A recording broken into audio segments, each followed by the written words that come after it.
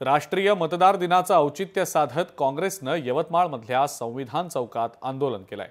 यावेळेला आमदार विजय वडेट्टीवार यांनी बॅलेट पेपरवर मतदान घेण्याची मागणी केली। ईव्हीएम मशीन हटाव अशी घोषणाबाजी सुद्धा यावेळेला करण्यात आली।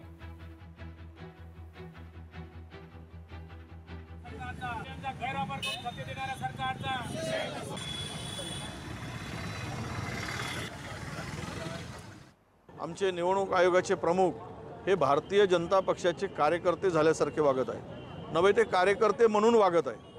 खरं तर लोकसभेच्या निवडणुकीच्या वेळेस 2019 ते 2005 मध्ये 24 मध्ये 5 लाख मतदार वाढले 5 वर्षात, आणि लोकसभेपासून तर विधानसभेपर्यंत 6 महिन्यामध्ये 50 लाख मतदार कसे वाढू शकतात, हा खरा प्रश्न आहे।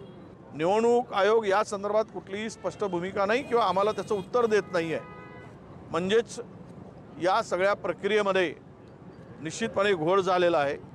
या निवडणुका स्वच्छ आणि पारदर्शक होण्यासाठी आम्ही हे आंदोलन करतो आहोत।